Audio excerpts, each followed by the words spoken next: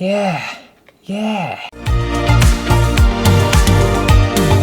Hello everyone and welcome back to my channel. In my college days, I was quite obsessed with trying to find the line between a painting and a sculpture. So I did a lot of work and I focused a lot on creating basically wall sculptures and trying to bridge that gap between a painting and a sculpture. And I was thinking about it the other day and I thought it'd be quite interesting to create a painting out of some modelling clay. Might end up being a crap idea, I don't know. I made some really fun stuff at college when I was thinking about that kind of process. I don't know whether I've still got any images of it, you know. If I do have any images, I'll pop them on the screen. But I guarantee the photos will be absolutely shocking. They'll be so bad. They'll be terrible. Because back in the day, I don't know, photographs were just not very great. Technology wasn't as advanced, I suppose.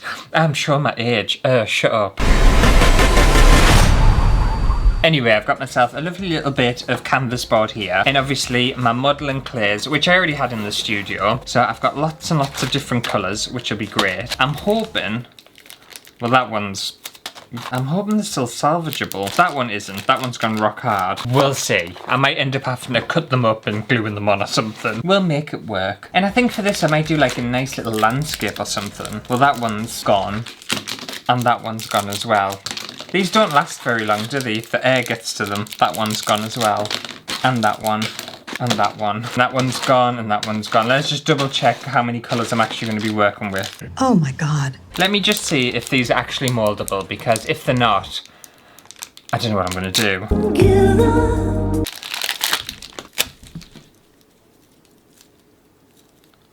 These aren't going to stick on, are they? Because the air's got to them. I don't know how the air's got to them, because it shouldn't have. I'm not buying any more. I'm not wasting all of this clay. It's not happening. I'm going to get my hot glue gun and we're going to glue it on. This wasn't my idea, but it's my own fault for not checking on my art materials and having them for far too long. Oh my gosh! If you have any clays at home, whether it's modelling clays or anything else, go check on it now. Make sure it hasn't gone off. I think I've had these for about 2 years. Reckon 2 years? Possibly, I don't know. Anyway, I still think it'll work. I'll just have to glue it on. It'll be fine. It's just going to look a little bit more textured than I wanted it to. I'm thinking I want to create like some sort of landscape, obviously. I'm thinking like a creepy barn. I don't know why, it's just in my mind. Creepy barn. Are they all just not mouldable at all? Yeah, they've all gone proper shit, haven't they? Will it activate when I rub my hands together? Will it shite? Problem is as well, you know, I guarantee I could go through my entire studio and I will find a lot of examples of where my art materials have really just gone off. They have an expiration date. I'm like, oh no, everything lasts forever. It doesn't at all. I tell you what, I'll build my little barn first. We'll keep it quite central. I'm thinking of like a log cabin vibe. I think that'll be fun. Ah, look at me coming up with solutions. See, this is what happens when you're a creative thinker. You don't think of fails as fails. You come up with like, how do I fix this? Sometimes.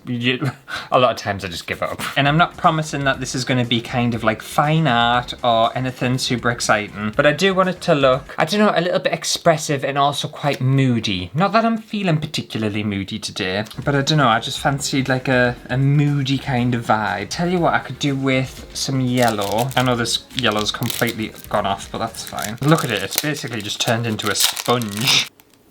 And this can be like the windows. Oh, them windows are chunky. I don't think I wanted them to be that chunky.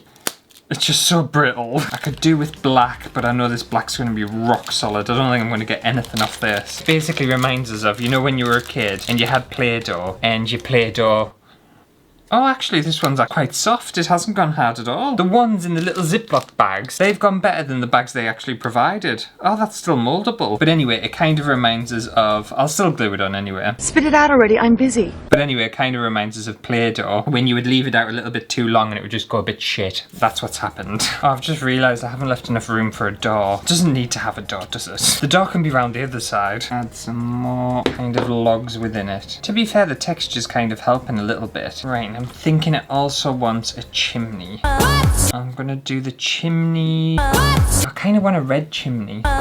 Do I want a red chimney? That would look a bit strange, wouldn't it? What's this colour? We'll use this just for it to be a bit different. I don't want it to be black. I think this is just a very dark brown. Oh, this one's quite mouldable still. Oh, good. See, because my original idea for this was everything was going to be kind of smooth and, you know, like the screen painting. It was going to kind of give that vibe. It was going to be like all like blended together, but obviously things have had to change. Look at my little cabin, guys. Ah, isn't that cute?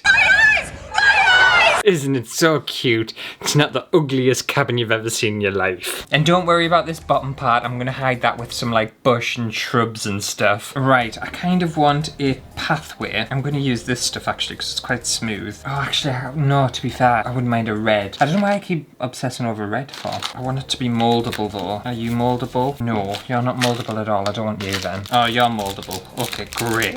This needs to be quite flexible. To be fair, I think having all these different kind of textures might actually help it. Huge emphasis on might, by the way. Actually, considering there's not a door there, we'll do the path going around the back. I don't really know whether that looks like a path. It just looks like a big worm. Tell you what, let's just go some detail into it. Okay, I'm kind of happy with that actually. And then I want some green. I don't want that green, it's too light. I want a darker green. I'm gonna have to use 2 different kinds because I don't have enough, I don't think. What we'll do, we'll just add loads of different kinds of greens. Oh, I tell you what it's gonna give, now that I'm adding all these like green and stuff, maybe it's like a swamp cabin. Also, I made a little bit of an interesting decision the other day. It's something I've actually been thinking about for a while. And it is unfortunately about politics, so I can only apologise to anyone who doesn't like politics, even though I think people should be informed and understand and know what's happening, but still. But anyway, the other day I joined the Green Party. I know, so I'm a Green Party member now. And I just thought it was quite important, to be fair. I think I'm a bit sick of the right shoving shit down our throats and constantly being in our face and stuff, and it's almost, I don't know, it's had like a weird visceral reaction to us where I just want to absolutely repel against them. You are disgusting, do you know that? And I quite like the Green Party. I never thought that the Green Party kind of stood a chance or anything, or I don't know, it was very popular. It almost felt like a wasted vote. However, I feel like it's just becoming more and more popular and it's picking up loads of momentum and stuff. So yeah, I thought I would become a member. It's only like a small fee each month and you can pick how much money you actually give them. Because I was looking as well at how other parties get their money and their funding and stuff. And obviously liberal parties tend to rely a lot on individuals and stuff, whereas Reform and parties like that, they get really rich, like billionaires giving them hundreds of thousands of pounds, if not millions of pounds, which I always find suspicious because why are you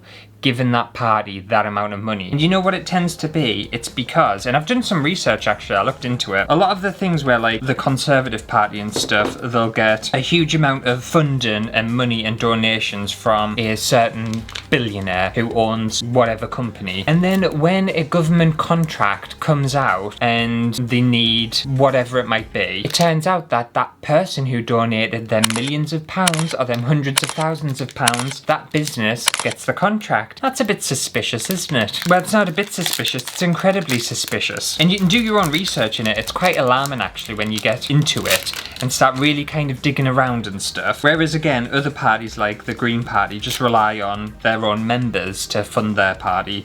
I'm assuming they will get donations from other companies and stuff and other kind of rich individuals who also support what they're doing. But yeah, I just find it very kind of weird and gross with the right. And what I think I find the most weirdest about kind of politics and stuff is the fact that people like the working class poorer people of society, and there's a lot of them, there's loads of them, there's far more poorer people than there are millionaires and super rich people. They tend to vote for these right parties who don't have their best interests at heart and will make decisions and policies that literally go against their life and how they live. And I don't understand why you vote for something like that literally goes against you. It makes no sense at all. I don't know whether the right just has like a louder voice or they lie more or I don't know, don't get it. You would think, based on obviously the division of wealth within society, liberal parties would be more popular, but they're not.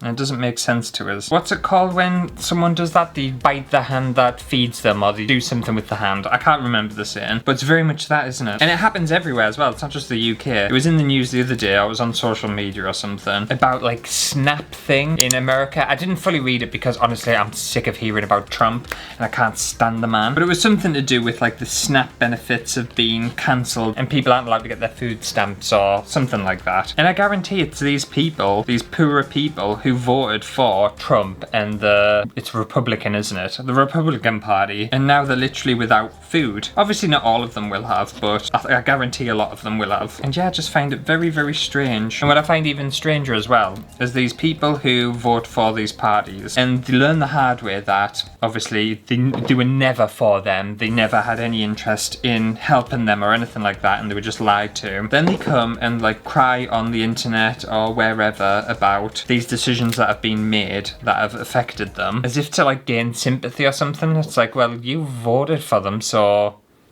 it's your own fault. You get what you vote for. You wanted that. And I don't buy the whole, oh, well, they didn't know, or, well, they were lied to and stuff. There is plenty of information on the internet to educate yourself. And a lot of political parties will put their manifestos up and the stuff that they actually want to do when they take term or when they win. So all you literally need to do is look. You just need to look and read what they want to do and what they're planning on doing. So then when they actually do what they said they were going to do, you can't really complain about it because it was there. It was in black and white. It's your own fault. And I think it's also important to look at like the past and how those parties have kind of voted and their previous actions and stuff, and just build up a bigger idea of what they're kind of like. Yeah, so I've become a Green Party member and I'm very excited about it. Very, very excited about it. I'm really hoping they do really well in the next general election, which is a long, long time away anyway, so we'll see. I have always been a Labour supporter and I was very happy that Labour got in this time round. However, I don't think they've done a particularly great job, if I'm totally honest with you.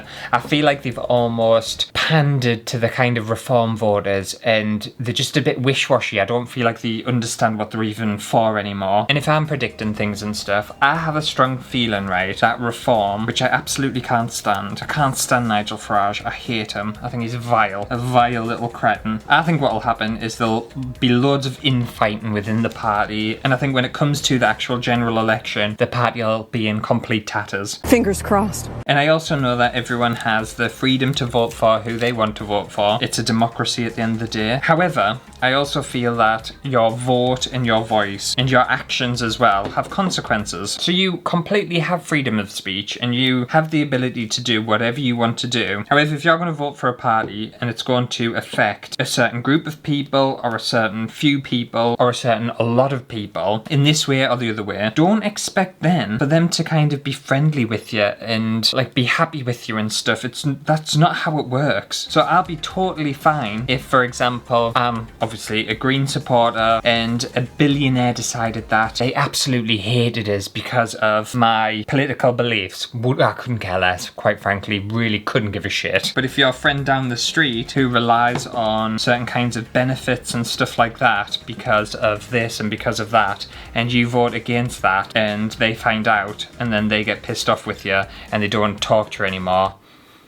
what can you expect? But anyway, that's just a little political talk of today. I'm sure I bored everyone and I'm sure no one likes talking about politics, but I think it's very important and I'm also happy I'm a Green Party member. I really, really hope they win, you know. I know it's a long time away, but still. Anyway, look at that. I've got some grass. It's looking very swampy. You know what? It doesn't look too bad actually. What do we think about that? I think it looks really fun. It looks dead different. What am I going to do to the top of it? Don't know. Possibilities are endless. Do we want to go for a sun or do we want to go for dark? I don't have any black or blue. Does the sky need to be black or blue? I could do a red sky. In fact, I might have to do like a pink sky. I've got a lot of pink. It's going to be a very psychedelic sky. I'll just do this, and this could be either a moon or a sun. I'm not sure. Yeah, and then I think I'll do just like a very pinky, abstracty, orangey sky. Obviously, it won't look realistic, but I don't think I'm going for realism, am I? No. I wonder how many people I've pissed off as well with my little political talk. I guarantee I've probably pissed off at least one person. I'm not bothered though, you know. I think it gets to the point where you just don't care. I think a lot of the time, people who sit on the kind of left side of politics and the left side of things, we tend to just be quiet and let things crack on, and we don't seem to be as vocal or as kind of in your face as the idiots who are putting flags on lampposts. And I think it's important to, I don't know, be a bit more vocal and a bit more in your face about things and give less shits and kind of stand up a bit more. I still don't think Reform will get in though in the next general election. I think it'll be a very mixed bag. I don't think any party will win the thing outright. I don't think it'll be a landslide for anyone. However, it's a long time away, so anything can happen and lots of things can change. One thing I've learned is people can be so fickle and switch their minds so quickly and easily. But anyway, we shall stop talking about politics. I'll give everyone a break, shall I? Thank God. And we'll admire my gorgeous sky, which is actually looking quite interesting, to be fair. It's almost looking Candyland, which goes against the swampy vibes, but I'm alright with that. I'm fine with that, actually. And if we keep the sky quite like a smooth texture, then it'll massively contrast all the foliage down at the bottom.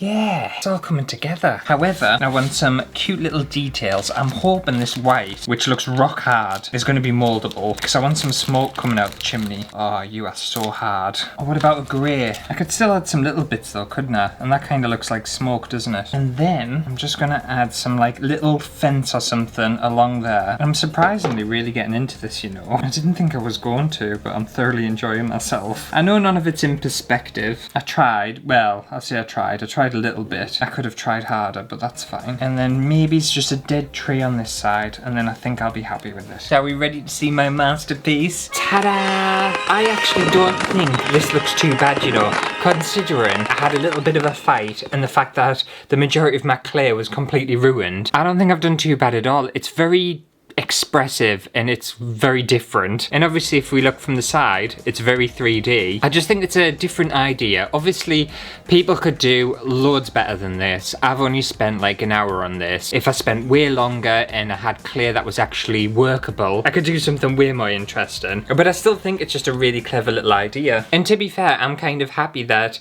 I've got these kind of different textures happening and you've got that massive contrast, although I would be really interested to see what it would look like if it was all kind of smooth and very fluid looking. That was my original idea, but obviously it didn't pan out at all. For some reason as well, I can never do a dead tree. Look at the state of that tree. But I think my smoke looks quite nice coming out the chimney and my little sun/moon. What shall we call it? I'm thinking no one's home, go away please. Leave me alone! Damn it! I can imagine like a little bit of a loner lives there, just chilling in their swamp cabin. Sounds like the kind of place I would enjoy actually. But anyway, I think that just about does it for making 3D clay art, bridging that gap between painting and sculpture. Hopefully you have enjoyed it. If you did, make sure to give it a thumbs up. And yeah, let me know whether you'll be making your own little version. It doesn't even have to be clay. You could, I suppose, use like mashed up tissue paper and do like a paper mache version or something like that if you didn't have any clays. You could do all sorts. You could literally just stick random junk to a canvas and create like a 3D piece of artwork. But I'll see you next week for a brand new video. I've already recorded a bit of that, and all I will say is I was up till 12 last night, not necessarily recording, but just making something. An ambitious thing. My back's still hurting from it. So you'll have that to look forward to. I can imagine I'm going to complain so much. I know, you're welcome. You're really welcome.